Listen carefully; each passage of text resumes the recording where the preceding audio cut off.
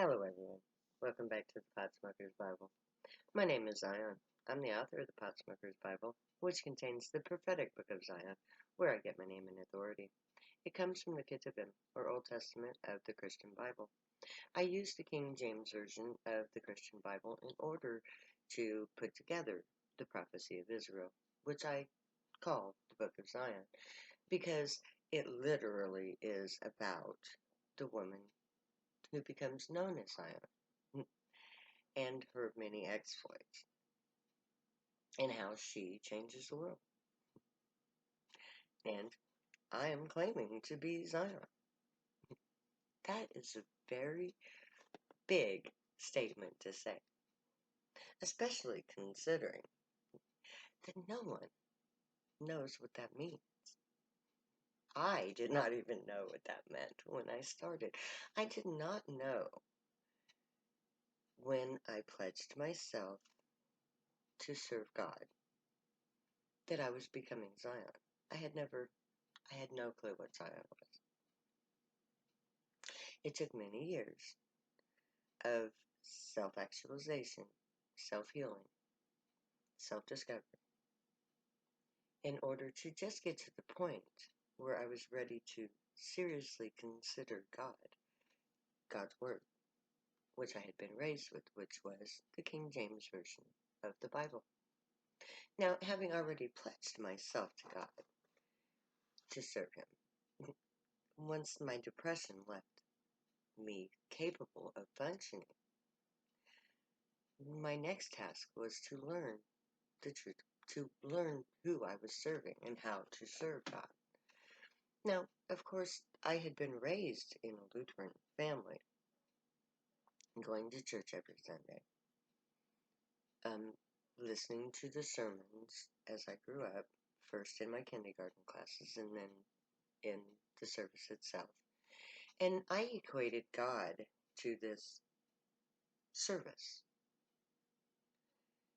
And I did not know how this service that I had been raised with could possibly allow me to fulfill my promise to God to end the pain and suffering of others on the planet. So I first had to learn about what I believed to be true, which was Christianity. That came from the Bible. So I studied the Bible to understand God. Now, this was within the framework of my reality.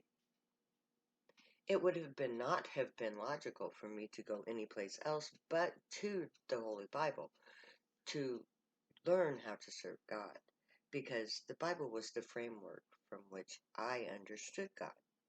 And that's how reality works. We all live within a framework of reality, our own individual bubble of reality, so to speak. Now, there are certain things within this reality that are intrinsic. They don't need any outside force in order to maintain themselves. This is what is manifest. This is what is true and what is real. It stands on its own. The Bible stood on its own for me. It was the framework of which I understood religion. And science is the framework of our bubbles of reality. Now, there are certain things in our life that are innate. They don't take any thought or any maintenance. They just are. A tree is. The earth is. The cup is. Not because it was created on its own by God, but because it's understood and realized in a solid form that functions and everybody knows that it's a cup. The cup is real because it's a cup. Now, a religion, on the other hand, is something that has to be believed. And a false truth also must be believed. So within the framework of our reality, we superimpose our belief forms. Religion is a belief. It is a thought form that we project ourselves into. We make it our reality. But does it stand on its own?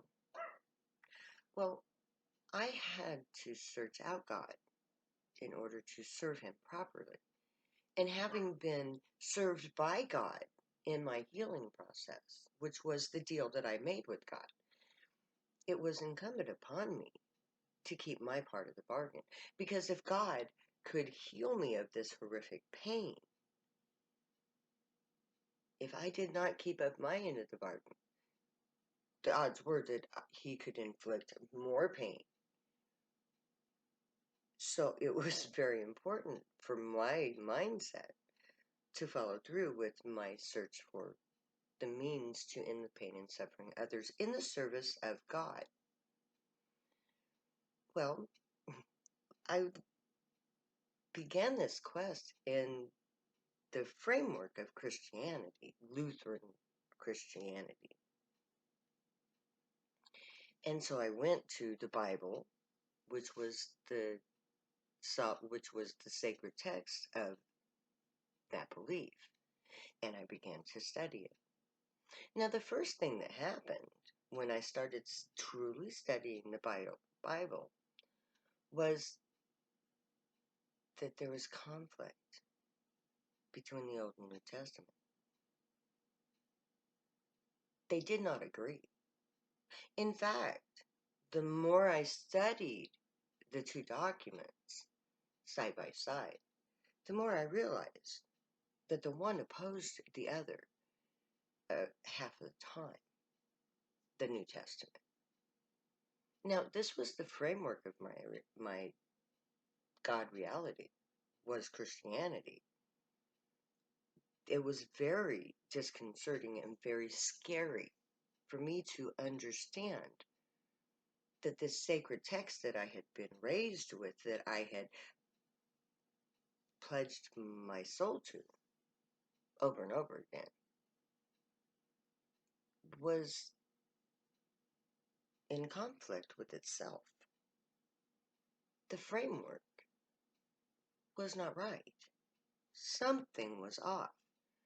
Because how could the Old Testament say one thing and the New Testament say the exact opposite, and they both be true? One was false. Because if one thing is true, then the opposite must be false.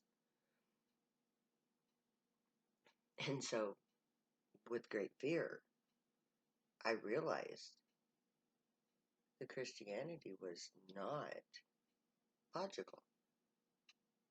Now, logic dictates the framework of reality.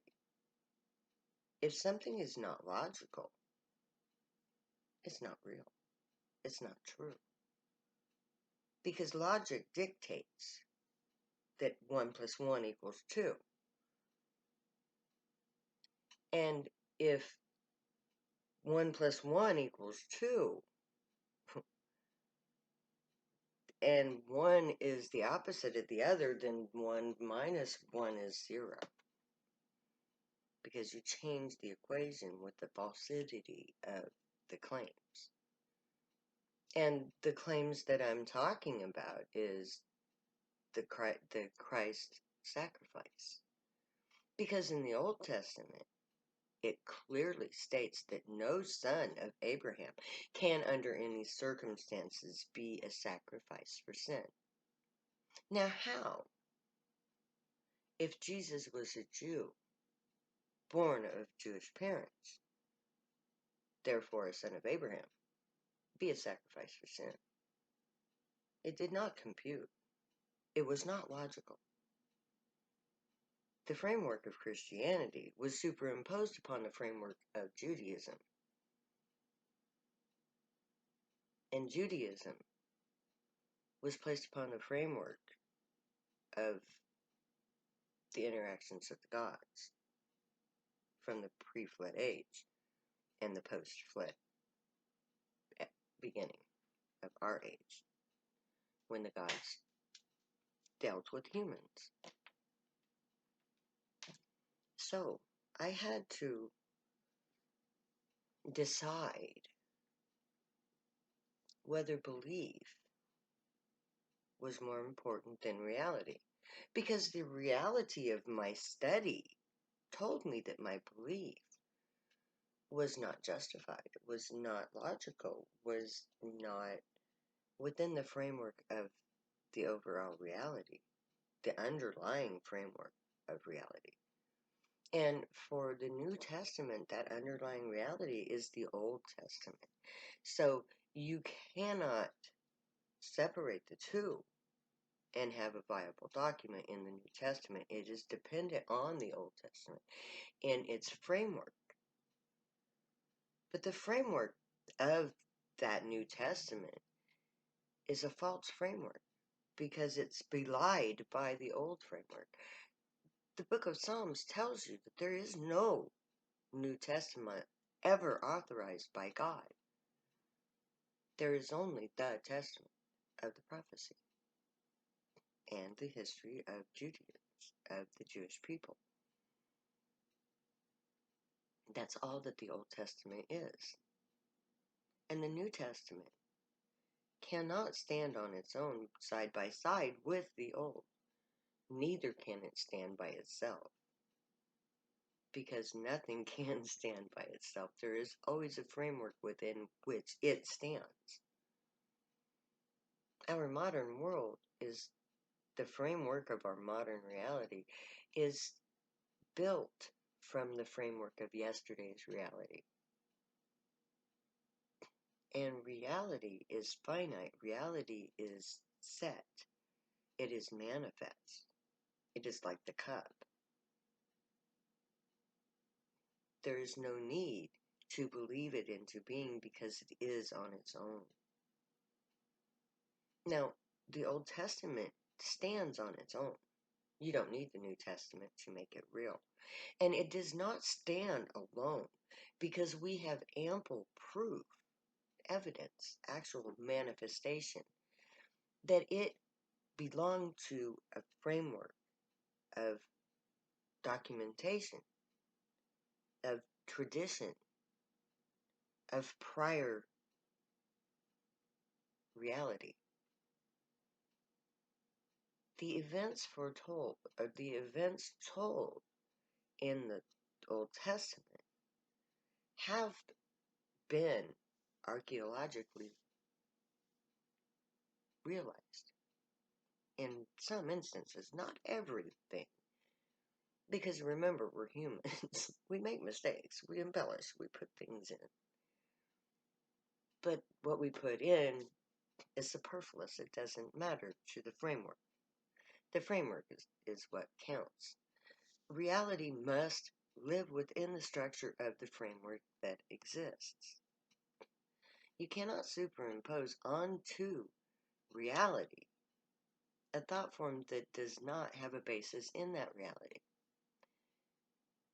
Like religious beliefs that are based on somebody said, somebody did back then.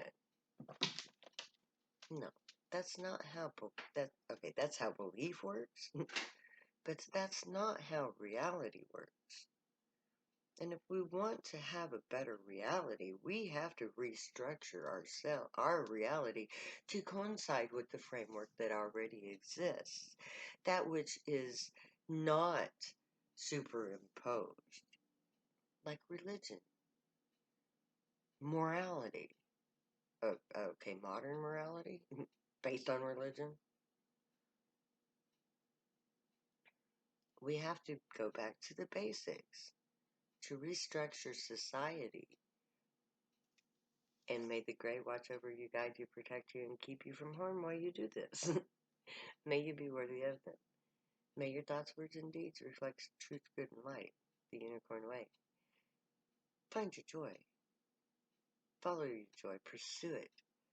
Be your joy. Spread your joy. Let's make a better world.